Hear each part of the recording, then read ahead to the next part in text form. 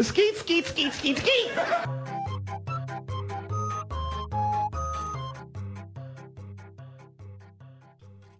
Welcome to After School Special Podcast. Today, we are talking about collectibles, cards, mostly. You know, some people in their time collect cards, comics, cars, toenail clippings, skin shavings, farts skin in tags. bottles. Yeah, farts in the bottles. Yeah, that one 90-day fiance girl. She went to the hospital because she was like eating a bunch of black beans and she was farting in bottles and selling them, and she's a millionaire. Can't knock her for that. damn. Good for her. Was that a real episode? That was it. It was real. She did that. She admitted to it too. And you know, there's guys out there that'll buy anything. Yeah. Farts. But yeah, farts in a bottle. Yeah. Or like a fucking shit in a bag.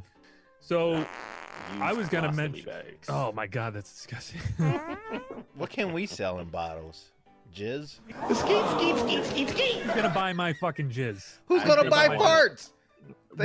Dude, there is a market for Makes it. no sense. mostly Oh, guys. but not my jizz. You, Are you think a you really woman's going to do it? Do you plan on doing it? A woman. really plan It could on be doing it? anybody. I'm just You think a asking woman's you. gonna buy your jizz Yeah. unless, you know, like she can't find a man, which then is telling me that she's got other problems. If you get an email saying that someone wants to buy your bottle jizz, then I'll be behind you 110%. Really? Yes. Can we Yeah, market it with the show? Buy our jizz? Jesus Christ, I'll sell my socks. You know, With like, jizz on it? Yeah, of course. That's what else do I use them for? My feet? Come Your on. jizz or your socks? What do you- No, I jizz in socks. Why do we? I never did that before. I am terrified for our If- merchandise webpage. I am horrified. After School Special Podcast, Yeah. merchandise, jizz socks, jizz t-shirts. It's just stained fucking hard crusty t-shirts. There we Yeah, go. and it's like, nah, maybe that's too much.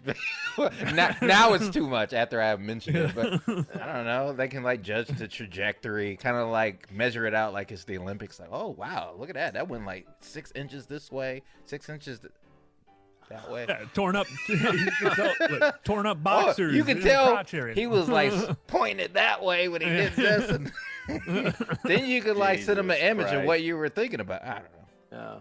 Yeah. You know, we're just brainstorming here, buddy. Yeah, exactly. Yeah. But we're talking today about mostly like collectibles or cards in general, not semen covered things. But, you know, back in the day, did you guys collect anything? Because I did. I collected not only comics, but card wise, you know, baseball cards, Topps, basketball cards. Topps was the brand that kind of started it all too. Mm-hmm. But I did basketball, baseball cards, hockey cards. I did what else? Pokemon cards, which we'll have. We've already talked about that. We'll have an episode on that itself. But also like Marvel cards. I didn't do the DC stuff, but like the Marvel hologram cards that they sold. I remember one in particular, Wolverine fighting Sabretooth. That was like my prized possession. I'm like, this is gonna be worth so much money one day. I looked it up the other day. It's like worth $2. I'm like, Yeah. all right. Well, that didn't last very long. It wasn't Topps for me. It was Fleer. It was Fleer for basketball cards. That's what I collected the most. I actually have a couple cards here that I got recently that are for California sports teams, but I don't see who the brand is. So they're still going strong.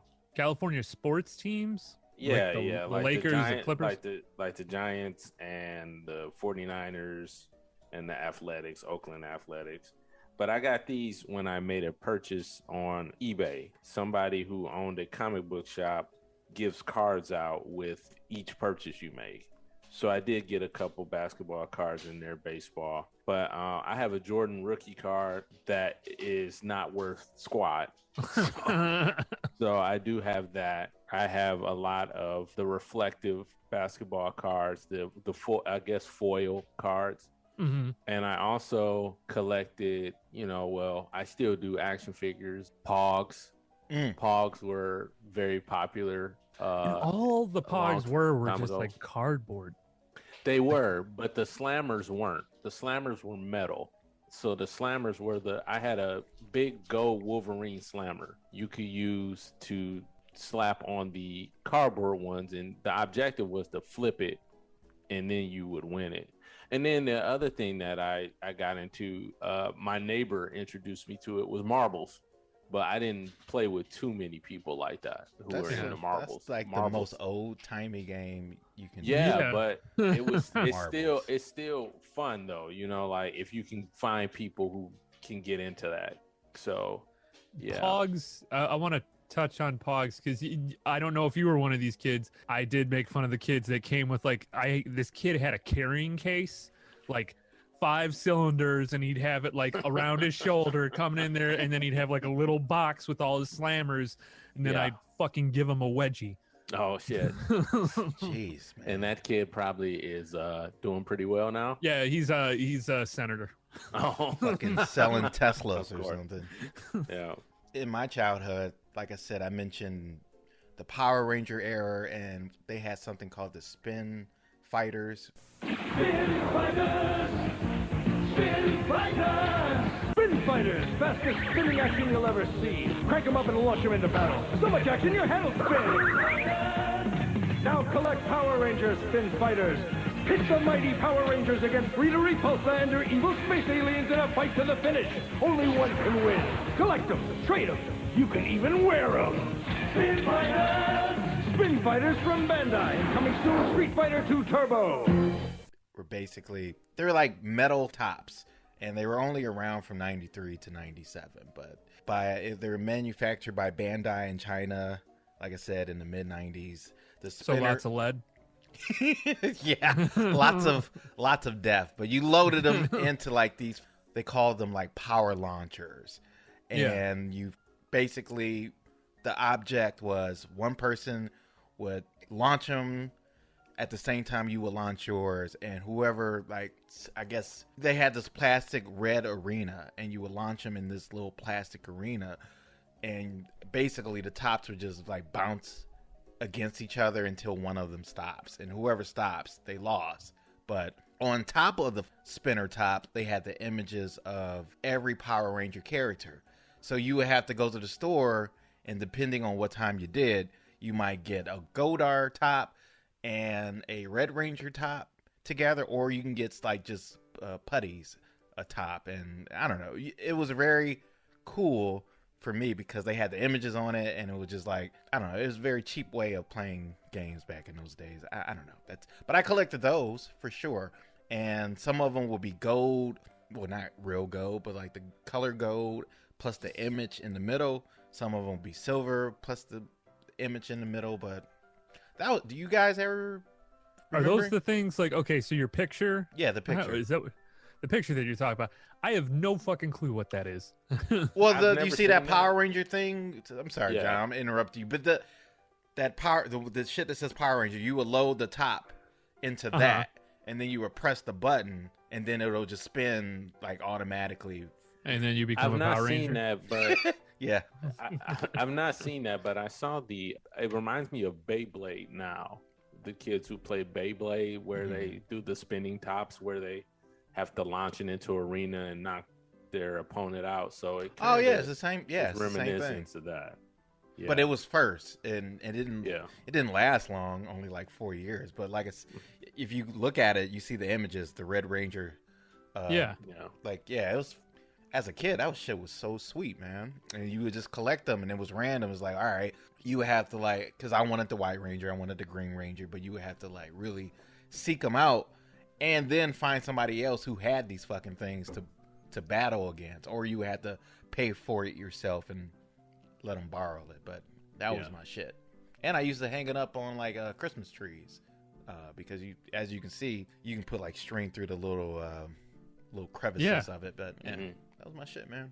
I had never heard of any of that. I know. I lost everybody. I'm sure it's probably like one person who's going to hear this. Lord, like, oh fuck! I knew it. Finally talking to me. Finally. Oh my god, he's Power Ranger. But I was such a Power Ranger geek, man. I was such probably from 93 to 97. Probably when these things got faded out, that's when I stopped. Like, Yeah, When was the last time you I'm saw kind of the into movie? boobies now. So, what you say? I was gonna say, what time?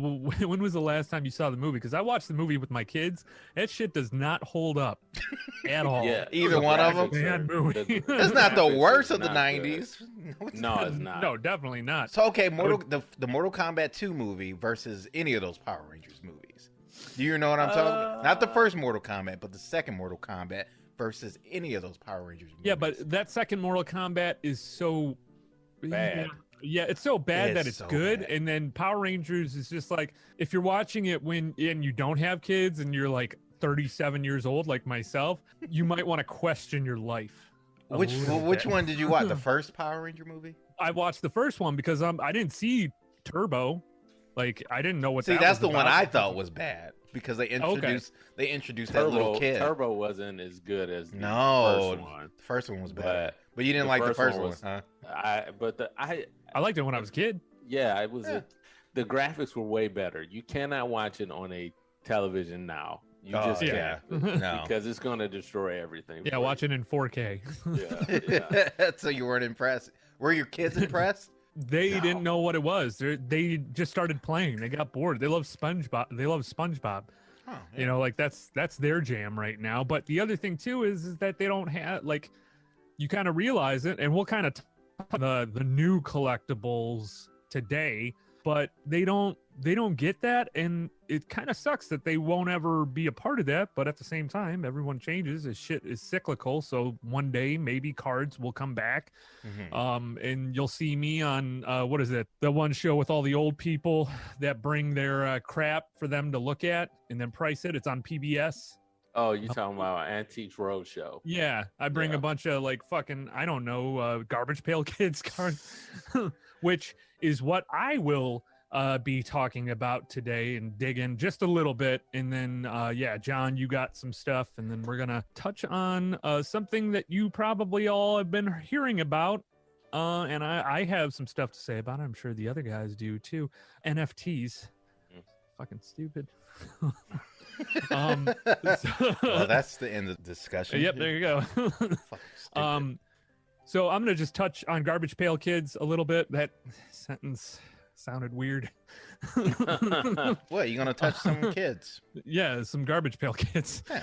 So Garbage Pail Kids, it was a series of sticker trading cards. Like I said, Topps was the big guy back in the day. They were doing, I know they started doing gum Yeah. in order to kind of, because their sales were slinking, and I cannot remember what it was, why their sales were slinking, but they started doing gum. In 1985, they came out with these Garbage Pail Kids cards. It was a parody to the Cabbage Patch Kids dolls, which my mom got me one of those when I was a kid, and needless to say, it stunted my growth as I grew up. What? So Why? just like having a fucking garbage, or not a Garbage Pail Kid, but a Cabbage Patch Kid, and your mom gets it for you, and you're 10 years old. The fuck is that? That wasn't just to age have- appropriate? No. Oh, I don't know. Okay, if we're gonna get in, we're in the future time, so you know, like you Future can't get time. gender specific and whatnot. But that confuses a child when I'm holding a cabbage, or like a Cabbage Patch Kid, not a Garbage Pail Kid, a Cabbage Patch Kid. You don't think that's weird? No, have it they as a had 10-year-old. Did girls they had the get My Cabbage Buddy Patch around Kids? that time. I understand that for like 6 and 7 year olds, but like 10, Man. almost 11. Oh, I'm yeah, trying to go okay, back to 10. Yeah. At 10, we were what, in 5th grade? So yeah, I guess that was weird. Yeah. Yeah. Yeah, 10 fifth grade. yeah. Yeah, that Yeah. would be. Yeah. 3rd grade, you bring yeah, you're good. But Think about it. Would you bring that to like show and tell your Cabbage Patch Kid? no, you'd probably get the shit kicked out of you in the locker room during gym time. no, that's around the time I was doing the spin fighters. So yeah, I guess Yeah. I was over dolls at that point. And the Yeah. dolls that I had, I mutilated like I was Dexter. I used to do experiments on them. Isn't that Yeah. fucked up? It You aren't- probably you aren't explains a alone in lot. that. Oh, we're not. Yeah. Oh, okay, good. Yeah, good. you're not alone in that. I used to yeah. cut my cousin's Barbie, like their hair off, like completely. I don't know. I was a douche. I wasn't doing that, but yeah. Oh, yeah, I lost you. Okay. Yeah. Well, NFTs or Garbage Pail Kids. Yes. Garbage Pail Kids. Sorry. Nope, you're good, dude. You're good. So yeah, it was a parody of the Cabbage Patch Kids. Basically, what it was having a Garbage Pail Kid character having some type of comic, like just some type of abnormality, comical in a way, like a kid that picks his boogers all the time. There was one in particular, Blasted Billy, an atom bomb, which was just like he looks like a Cabbage Patch Kid with a atom bomb going off in his head. So a lot of these, and people still collect these. These are still popular, and they are worth some money. I don't know if I could bring up the 15 most sought after Garbage Pail Kids here. There's a whole book series on them too. They're pretty popular. I think R.L. Stine writes the books for them, if I'm not mistaken. Really? I think. John, were you into Garbage Pail Kids too? I was not, but I did see the stickers a lot when I was in middle school because a lot of people had them on their lockers, like they're decorating their lockers. So when you guys brought it up, I didn't know what you were talking about until I looked it up, and I was like, oh, I immediately knew what you were talking about. So one of these is valued at $7,500. If it's got like, you have to get it looked at by some, like the comic, the number is like a PSA 10 condition. If you get something like that, that is worth almost $7,000. I think that is one of the most expensive ones, is the Nasty Nick one. She basically looks like a vampire. That's the very first Garbage Pail Kids card, right? Nasty Nick. I think so. Do you know what he was dressed as? He looks like a Dracula. A vampire, huh? Yep. You are correct, sir. And you're right. $7,500.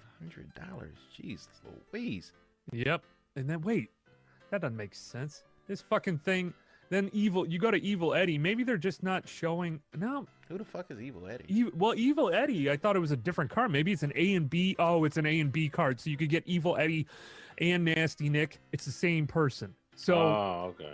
Anyways, these Garbage Pail Kids cards also had a cartoon. I don't know if you guys ever watched it. I watched it the other day. It is one of the worst things I've ever seen. It can't be worse than fucking, what's that one about the fucking ball, the gross balls? Because the gross balls had a cartoon too. What are those fucking things Mad called? Balls? Mad Balls. No, dude, that was good. That was that was ahead of its time. Fuck, we got to do an episode on that, dude. I love that shit, man. That was my jam. I think they're called Mad Balls. We had the VHS. I think there were like 4 or 5 episodes that they did, or maybe 2 episodes. Yeah. And we had them on VHS. I'd watch them all the time. I fucking love those. But this literally made no sense. And it wasn't, Garbage Pail Kids like the regular ones. They look like just Cabbage Patch Kids. Yeah. Right. Cabbage Patch Kids doing all this random shit, and they were fighting these big fucking aliens that came, and then they like made these ants grow like 10 stories high. And that was basically the cartoon. I don't think it ever actually got on TV. And then you also have the lambasted and criticized movie Garbage Pail Kids, which I saw when I was younger. I did too. Yeah. I didn't think it was that bad. I thought it was fucking weird looking, but as a child, it was a ridiculous movie. But for the 80s, that time it came out, because I think that was either before or after NeverEnding Story. That was like, because NeverEnding Story, if you really watch it, is a terrible movie. But what? Whoa! Why do you say that, John? NeverEnding Story. Have you watched it recently? With the flying dog? Compared to the book.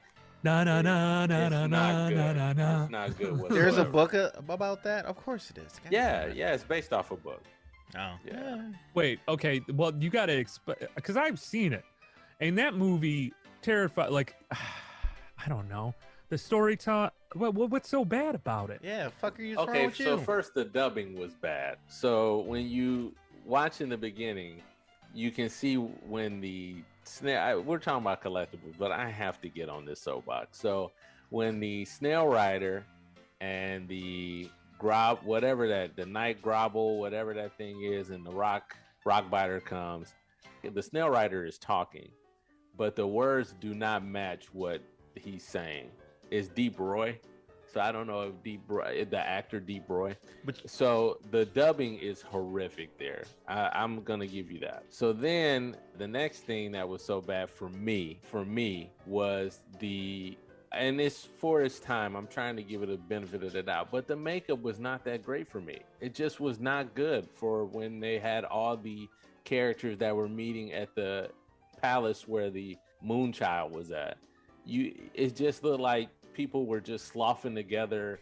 Oh, this looks cool. Let's just make this up. This looks like this could be a weird character. It just looked crappy to me.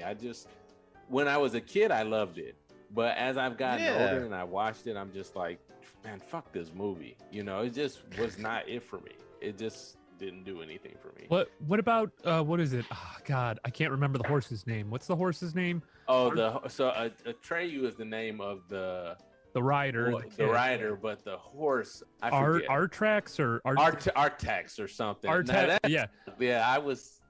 That scarred me. Watching the fucking horse, because it was so sad. And I'm telling you, at that time, I'm pretty sure the ASPCA was not allowed on the fucking set to see what the fuck that horse was going through, because that was trauma to that horse. Real quick, too, with that, and just to branch real quick, 1 second.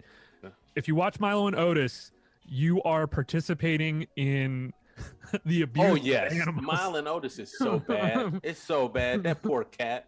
That's so bad. A lot of Milos and Otises, they went through a lot of them because that was made in China, I think, or Japan. Yes, they don't have the same laws as we do. Anyways, Garbage Pail Kids. Now they got popular again when, or kind of, I guess, when It's Always Sunny did that political episode where Charlie had all his Garbage Pail Kids cards, and they were trying to sell, or Frank was trying to get them, and that's where I realized I'm like, well, I do wonder if they, were worth some money.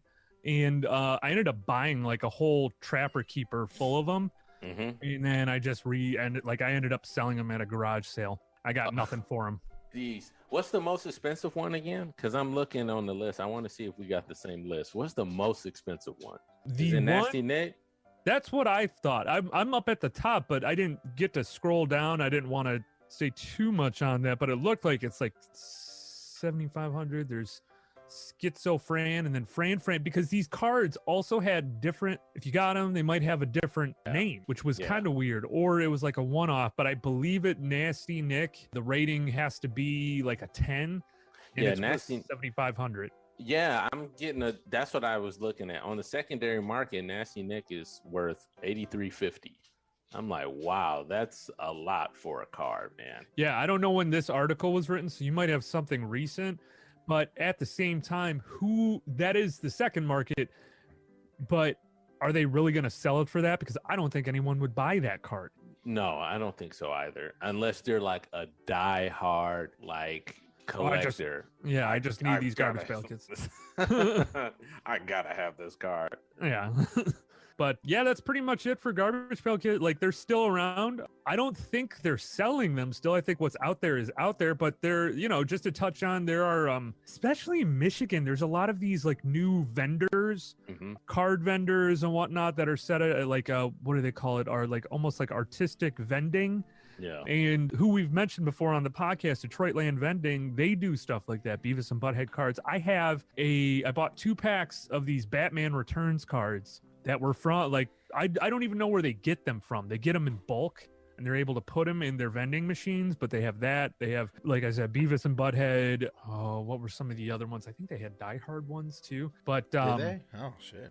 Yeah, they're still selling this shit. People are still buying them. So, John, do you want to touch on your subject? Yeah, so I'm talking about a favorite amongst collectors and gamers, and it's still popular right now, Magic the Gathering, which was started, it was released in 1993 by Wizard of the Coast, which is now a subsidiary of Hasbro. Magic was the first trading card game and had approximately 35 million players as of December 2018. They just released a new set of cards called the Kamigawa set, which are very expensive depending on how much you want to invest in these cards, because the cards have different artwork. It can be the same card, but it can have multiple different artwork. So it's very expensive to kind of want to keep track of that. Over 20 billion Magic cards were produced in the period of 2008 to 2016, during which time it grew in popularity. I don't know if you guys remember the Magic commercials back in the early 2000s,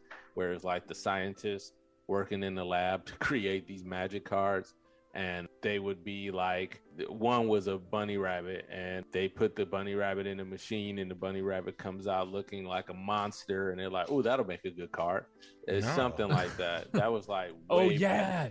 I do remember that. Yeah, because I had no idea what it was. And then getting into high school, you know, you go to high school, there would always be tables of kids playing them.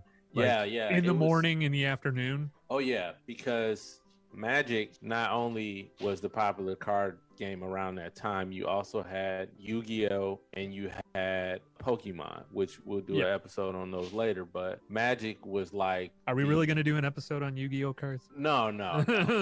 Magic was like... Just lose all of our audience. Ah, damn it. Yeah. Magic was more of the... granddaddy of the for those type of cards. I mean, see those damn cards when I go to like Walmart and like go to the checkout. I'm like, what the fuck are these cards?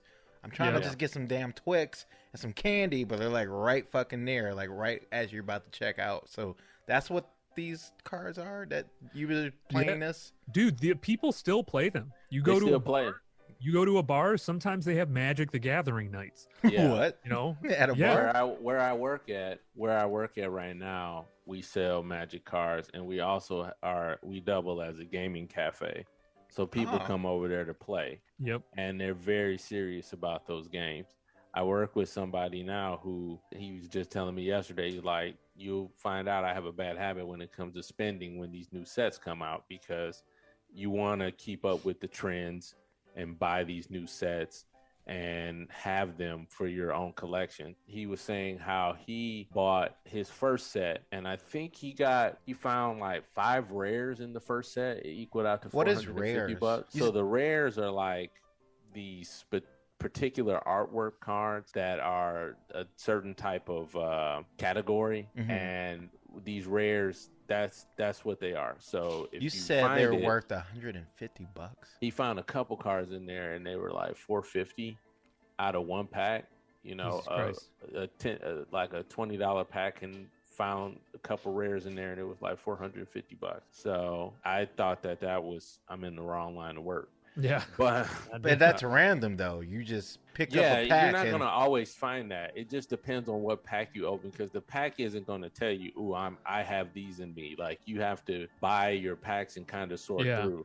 I think that's specific to Magic, because I think now Pokemon cards, I don't know about Yu-Gi-Oh cards, but in order to get the more expensive cards, you have to buy the more expensive packs, which I think Magic never did that. They just sell you the pack of this, you know, certain version of the whatever it is, the stack that's out now. But Pokemon, you can buy these like rare packs for more money, and then you might get like a Charizard or something like that. Pokemon is more of a you have to pay to play card game. Like, you have to invest that money in order to be able to get back on your return. I know the rapper Logic paid $7,000 or a little bit over that for a Charizard card, like a limited edition Charizard card.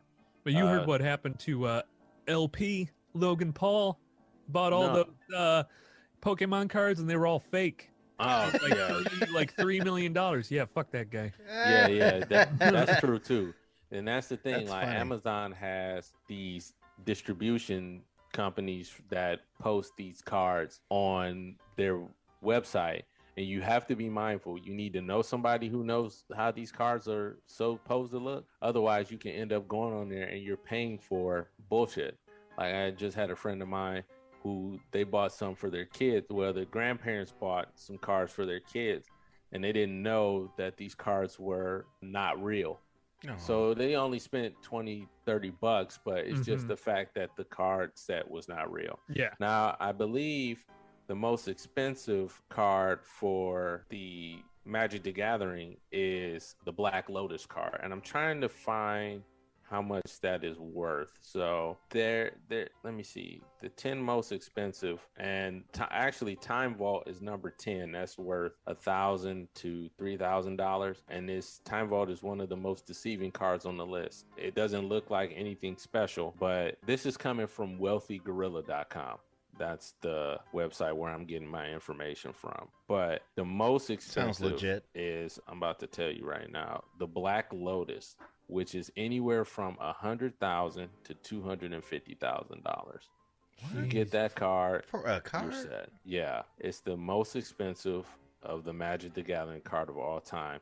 It is also the most infamous card in the game, as it grants the master 3 extra mana of any one color. I don't know how to play it. I just know that these cards are expensive. Yeah, neither do I. Yeah. So, the other thing is that I like the learned Babe yesterday Ruth from of the cards in that arena or some shit? Like, who are paying?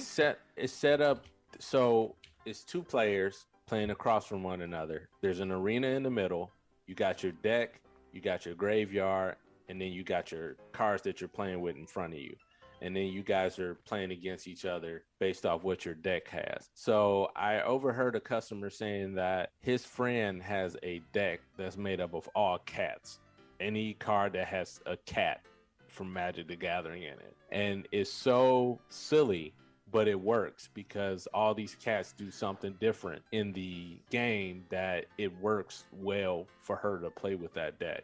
And that's how people collect. They collect the cards that works best for them. Hey, John. Not to shame this person or anything, but has this person ever seen a vagina? Well, that was a girl. So. Oh, okay. She sees one every day. Yeah, go to hell, Aaron. Go to hell. That backfired, didn't it? 2022 got caught up to you, buddy. Yeah, Oh, God. but so yeah, it is a very popular game amongst men and women. Can we play like one day on the show? Oh, that would be fun, just to play and see if we can figure it out. Yeah, do a video of us getting frustrated and flipping a fucking table. Yeah, in between us talking about the stuff on the regular show, we'll play that game and have our audience try to figure out what the fuck we're doing. That's kind of funny. But I also wanted to bring this up. My coworker also brought up another good point. How these cards are rated as expensive can also depend on the artist.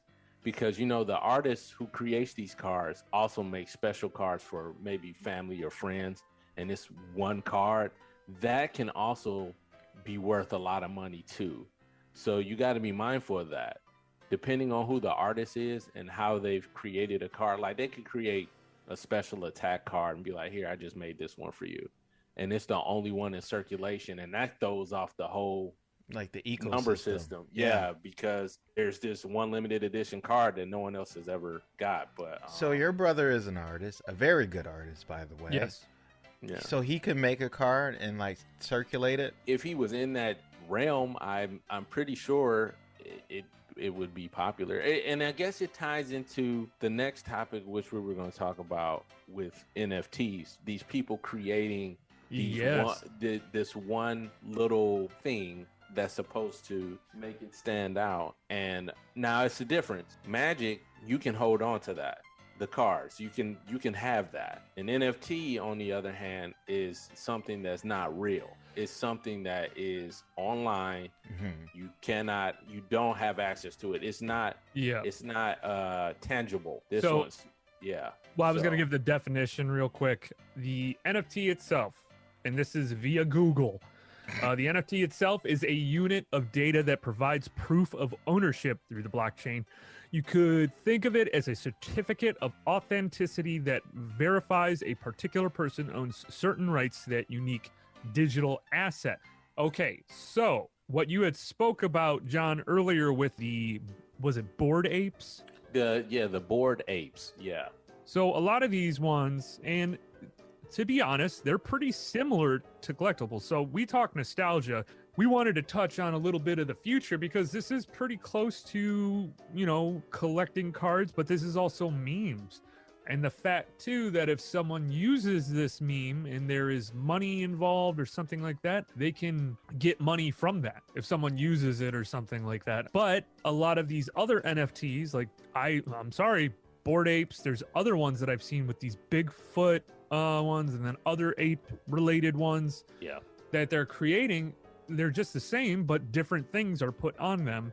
And some of these are selling for 300,000, and a lot of people that are backing this up. You know, you have the Logan Paul, GaryVee, who I don't know about you guys, and I don't know if you know who he is. He's the public speaker that's always swearing like, you gotta fucking do this, you gotta, you know, like you know, you're gonna be in poor one day, business, you know, and swearing the entire time because that's cool. But for me, them doing that, all it is just a fucking scam. And I just love when he posts something, I'll just be like, I'm gonna screenshot it on his Twitter feed. I'm gonna screenshot it. All you have to do is just screenshot the fucking thing, and then there is the digital asset itself cannot be linked if you use it on your Instagram or anything like that. All I have to do is just screenshot the motherfucker. I honestly think that NFTs are a scam, at least what people find value in them. I think it's cool that if, you know, people that have the NFTs that are memes, like the little girl watching the house burn, she made over $200,000 in selling that. Good for her. Good for her. The person that bought it, I guess kind of good for them. But these other ones that people are creating, these digital assets, these little gifts or whatever that have no, I guess, internet value, which is kind of weird. Like, you can't use them. No one knows what they are. Like, I have an NFT, actually. I have one NFT that says I own AMC as a stockholder. That's it. Mm-hmm. And in the secondary market, it's worth $250. How the fuck? I don't understand it. When you own these NFTs, the intellectual property is now yours. So that means you can use it in other things besides the digital release of it. Like, you can put it on shirts, you can put it in other forms of media, and as long as you own it, somebody else, you can lease it out to somebody else if they want to use it. Is that the way it works? Twitter allows that, where you can use it as your profile picture because of that Twitter Blue or something. I forget the name of it, where now is you can use your NFT as your profile pic. Well, I'm trying to think of okay, I can not only do that, John, but like I want to make it into a t-shirt and sell it to people. You could do that because it's yours, right? You could do anything. You know, can put it on your if wall. You have like a company outside of the United States, you could do anything. Oh, like make T-shirts of memes and make money off it, as long as it's not traced back to you. Wink, but wink, you wink, own wink, it. Wink, wink, wink, no, wink. I'm saying, but you technically own this tee. You can do whatever the hell you want with it, right? You can, but are people gonna buy it? Like buy the stuff that you make of it? Well, like a Bored Ape one. To your point, a lot of negative press has come from Bored Ape. They've said that, according to Rolling Stones, Bored Ape art isn't as valuable as it is because it's visually pleasing, even though it is. It's valuable because it serves as a digital identity, because people use it for their online persona, if you will. Christ. I'm gonna give this person a wedgie.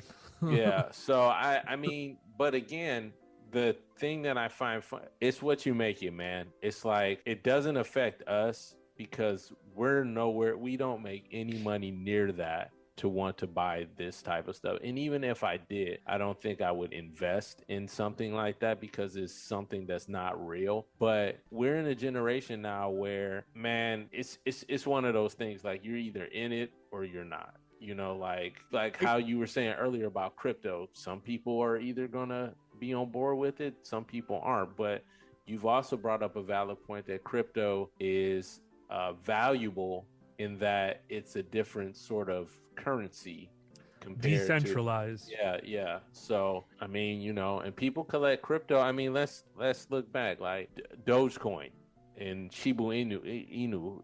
I'm like, who the fuck would have bought shit named after a dog, you know? And so honestly, Sheeb is, I think everyone I've talked to is like, yeah, I have some in Sheeb, because we all want to be millionaires and hoping that it hits $1 at some point. So like, I'm not buying any more of that. But stuff like IoTex, which is related to like, okay, I'm not going to get too much into this, but like IoT, Internet of Things. That's a bigger thing that's going on, where these, like, I don't know if any you guys know what SCADA is. Like, you're able to say, hypothetically, if I have a business, I want to look at how much my building is like how much energy it's taking up and how I can stop it from happening, or if there's a power outage, or if I'm pumping water or something like that, I can have it all on my phone. directly coming from the system to go in my phone. That's technically Internet of Things and deals with security and whatnot. I invested in that because that's going to be huge. Like, as far as I'm concerned, not trying to tell people what to invest in. I guess my problem is, and I shouldn't care, but I do, is people, and I'm hearing these stories of these people that are taking out their entire savings and buying an NFT. Yeah. Jeez. And I'm just like, you're ruining your life by doing Damn, that. dog. Yeah. It's not going to be worth as much as you think it is. You bought it for your whole life savings, maybe like 300 grand, and you know how much you're going to probably end up selling it for? 350. Yeah. Why? And What? that's 350. You're going to end up selling it You should to a just goddamn invest in drugs. Loch Ness monster. Just invest in drugs. That's the easiest way to get your money back. No one got that joke. What was you saying? Oh, I'm sorry. Did I just run over your joke? Do it again. No, Do it no one again. got it anyways. It doesn't fucking matter. It was a Oh, bad somebody joke. will get it. Do it again. Do it again. I'm sorry. Do it again. Okay. I'll edit it out. Go ahead. It's about 350. I'm sorry. Loch Ness monster. Okay. It's an NFT for Well, my whole 350. point about the NFTs, you can make the digital real by like I said, if you own the imaging rights to that NFT, you can frame it on your wall like a piece of art, right? You could do that. Yeah. Hypothetically. You could do that. Are you gonna have like wallpaper for it, and then everything in your house is gonna be that Bored Ape NFT? And I'm sorry, I keep going to Bored Ape. It just irks me a little bit. But like, your whole wallpaper is gonna be that Bored Ape. I don't know. He's got like spiky hair and a dick unicorn coming off of his forehead. Well, what's the alternative? I'm just gonna keep it as a background on my fucking computer. You take a screenshot and then you print out a print and then you put it on your house. There you go. Or I They could can't do that. Yeah, yeah. Or you could do You know? that. It's But like called I a said, if screenshot. you like try to sell it for shirts, then you can be assured that at least nobody is going to come after you saying, "Hey, no, that's copyright infringement." It's like, no, That's I own why this. you move offshore. You move offshore. But you don't They have to know do they that can- if you own it. Yeah. Why do you have to do that? You do. You go offshore. No, you're just hiding where the money is going, and then you buy more NFTs in order to launder money, Mhm. and then sell those to some schlub that has $300,000 in his savings and loses it all, and then he goes belly up, and then he's on a street corner sucking dick for cheeseburgers. See, I Yeah. like where this is going. We're making people money. So you want to like launder money, then you can flip that money, invest Technically, in. you could say that's crypto too. Is Well, laundering money. Yeah, but Yeah. you know what? People, this is the other thing with NFTs too. I'm reading an article here that says that they are worth something, but you can almost equate it to the Beanie Baby fad when people were losing it over Beanie Babies. Like, oh, this is going to be it. You know, people were putting their whole life savings into investing in Beanie Babies, and then boom, nothing came from it. How much is that Princess Diana Beanie Baby? Yeah. It's $5,000. Take my money, please. At the height, at the Probably. height of it, what the article is saying, at the height of these fads, that's when you need to make your money because Mhm. people are losing it. Even the Then crypto when- shit. Even Yeah. And same thing with Or like stocks. Yeah. that Super Bowl ad for crypto where it was just the QR code that was just bouncing around. Did you do that, John? I did. I did just to see what it was. Yeah. But it's what it all it is just feeding people right now with this frenzy that, ooh, you need to do this now. Get in on this boat now. So I guess my question then is, because we're talking collectibles, NFTs, even Beanie Babies, all this shit, like Beanie Baby. We You didn't ever see even that mention picture of the two shoes. people getting a divorce and they had to separate their Beanie Babies? That's so Yeah. fucking stupid. Yeah. Damn. So collectibles, a way to make another income, more or less, is, like Yeah. having a not dispensable, but like buying this stuff, holding on to it, because I hold on to comics, not like I read them, books and whatnot that are like first issue books. Like, why do people collect? And then you have other people that collect like memorabilia from World War II. They don't care what it's worth. Yeah. It's stuff that was in their family. They hold on to it now. Like some German families holding on to World War II memorabilia. Nazi Probably not art. the greatest thing. Yeah. Yeah. Yeah. Well, what about it's- shoes, John? Like, I know you're a big shoe collector. Yeah, so that's another thing too, man. Like shoes are very popular, especially Jordans are very popular.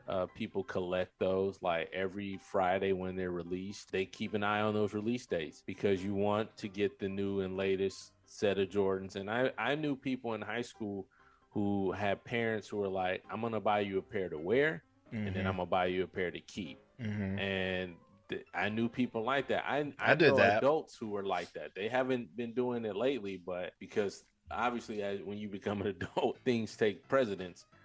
People would buy two pairs, one pair to wear and one pair to keep. I've always been the kind that I'm going to wear them for a little while, and then I'm really going to just beat the hell out of them because they're shoes. You know, right. At the end of the day, I have to wear them. I can't just, if I have to get, if the quickest way for me to get to point A, point B is to walk through some mud, I'm going to walk through some mud. You know, that's just how it is. So you know, don't do the little skip around like you're in Mario. You don't do that. Yeah, I do that. Yeah. If I just bought a pair of shoes and they're like a big mud puddle, I do like the Mario skip on different rocks to avoid the mud. But then, you know, doesn't work. I have work boots. Yeah, well, I wear. That's your contribution. Great. Yeah, work boots and cowboy boots.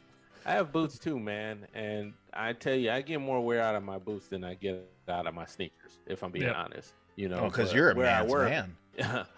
But where I work it's preferred that I wear sneakers because I do a lot of steps, so I need to be able to have some cushion. But yes, I do like sneakers. I've stopped collecting those because they're way more expensive than what my normal stuff is. Like right now I'm collecting the Marvel What Ifs and all that other stuff, and but you can make a big profit from those shoes, man. Like what's the popular website for shoes? StockX, I think. StockX, and you got GOAT is another one where you can go on there and resell these shoes. And StockX, what's fascinating about that is it'll let you know what did this shoe sell for the last time it was posted, and you can put your money, you can make your money off that. And eBay's getting in on that too. eBay's getting in on the validation process of a sneaker. Like before you send it to your prospective buyer, they need to validate it. I sell some shoes like a couple of months ago on that. Yeah, they're validating. Like before we do anything, we need to make sure the sneaker's up to snuff. So I think that's pretty cool, man. But I'm not knocking it. Like if that's what you want to do, that's your business. I just think that you need to have the money to be able to keep up that type of habit. You know, it's the same for any collecting. Like you know, with NFTs, like, well, they just did, AMC did one for that new Batman movie. Yeah. For the first few people that bought tickets, they gave out like an NFT. I'll take NFTs for free. I'm not going to go out of my way to buy any. I agree. I don't think it's necessary to invest like that. But what about, I've seen weird collections. Like it's a guy in England who collects baked bean memorabilia. Baked beans memorabilia. But are like baked beans in the do they have like little arms or something, or is well, no, I mean like the cans of baked beans and anything with baked beans products, any type of baked bean product. So he collects that type of stuff. He's known as the Bean Man of England. Like that's pretty awesome. Yeah. It's like other people, what was it? You know, you have Beanie Babies, the collectibles in general, not just cards. But I think the reason why we touched on the cards was because we wanted to get into that NFT headspace. And, you know, I learned a little bit. But like you have other collectibles too. People used to collect these Precious Moments dolls. Yes, I remember those. The big alien heads and the tiny eyes that like, and they were just big dark pupils. So it was like the black, the black-eyed children. Yeah. You ever heard of them? Like you're driving on a highway and then they're like, "What the Can fuck we is come that? in? It's cold outside." Jesus. And then supposedly they take your soul or whatnot and just like, I don't know, eat their way through your mouth, through your butthole. Yeah. But yeah, you know, precious moments. Yeah. People also collect the Funko Pops. And Funko Pops is actually... That's huge. That's huge, but here's the other thing. Funko is actually, I was reading their stock report for my class. They're actually getting ready to break into NFTs. So imagine how that's Makes going sense. to be. Yeah, they're going to digital collections of Funkos that you can buy from their They online. already have a massive following. Like we see that a lot of people that follow us on Instagram are into Funkos. Actually, Yeah. I think that's 75% of the people that follow us are into Funkos. Yeah. Is that our Yeah. audience? I'm still trying to figure out what our audience is. I see a lot of Funko, like collectors. I see a lot of collectors. Some of my friends that don't actually know it's me on this thing. No shit. They follow. Yeah, they're like, yeah, this podcast started following me, and yeah, I was wondering what it was all about, and I saw that you were on there, and like Maria and a couple other people, and I'm like, yeah, it's my podcast. Yeah. You listen to it, asshole. The Yeah. guy I played with last night at my show, by the way. How'd that go?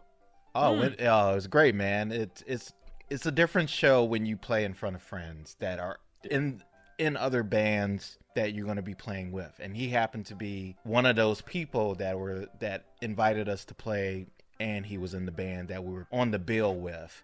So basically, it's just bands playing in front of other bands and their family and friends. So it was a family event.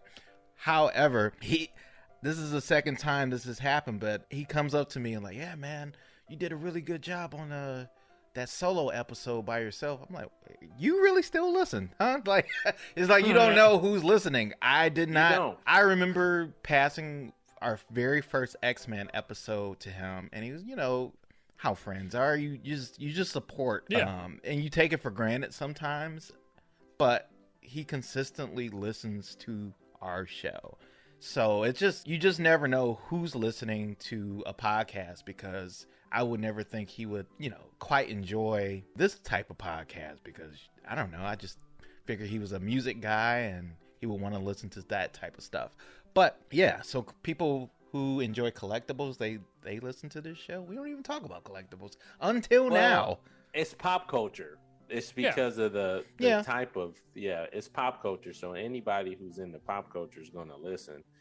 Well, let me not say anybody. People who just so happen to be passing through will listen. So, I mean, if they find us, because I'm always talking about us to different people, because I want to get, I don't want to be consolidated to just one type of audience member. I want everyone to listen, because I want to get some decent feedback from other people too. I mean, you definitely want. With our different subjects that we talk about for each episode, I think we get a different audience every time.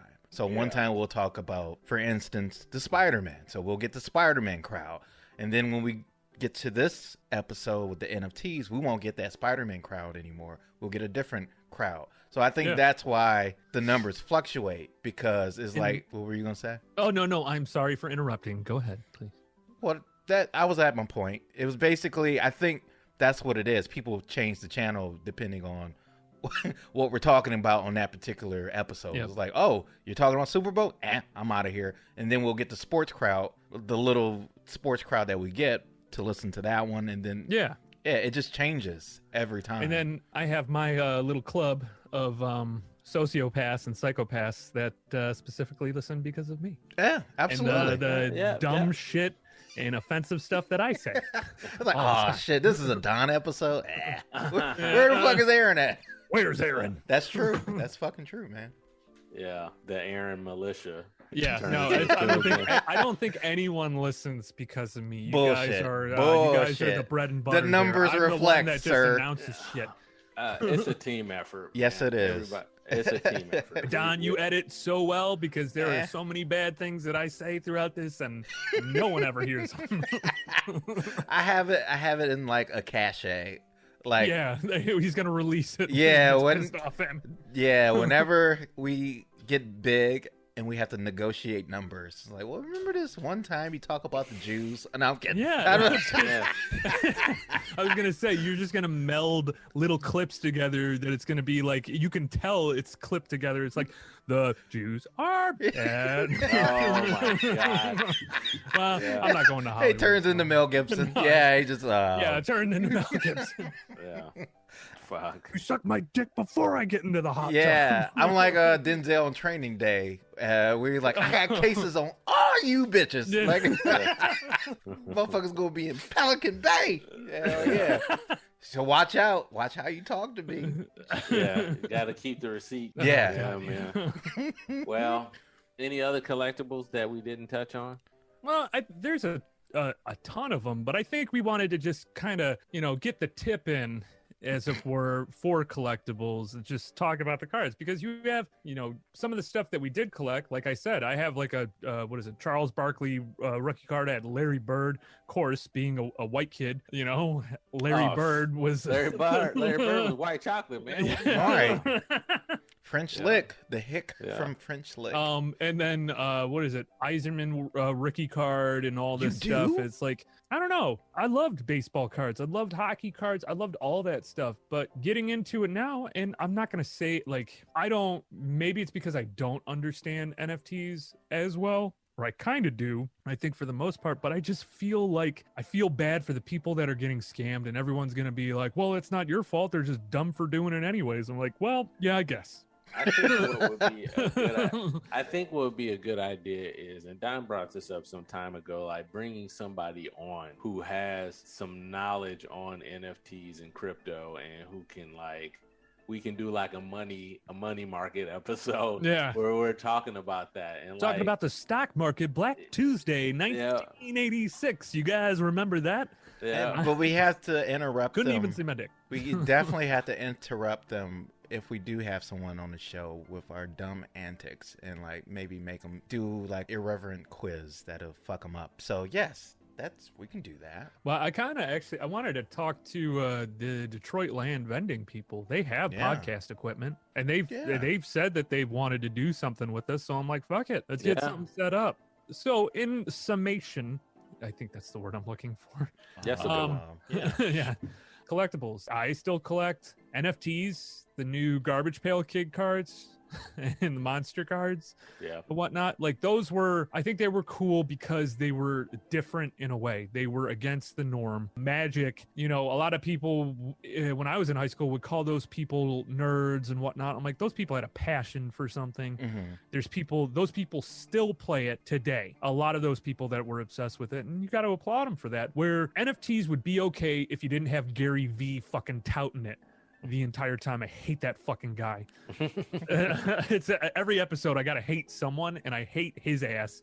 I'm gonna not hate as much, but I wanted to give props to the people that are still collecting, whether it's Beanie Babies or Precious Moments dolls, cards in general, comics. You have a passion for something, stick with it.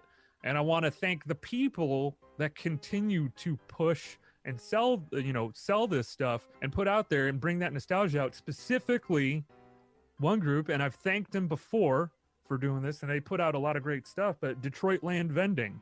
I still go up to Regeneration in Pleasant Ridge in Michigan. Well, I'm kind of fucking blowing my spot here. Not really. I don't live in Michigan, but I go there to pick up these cards.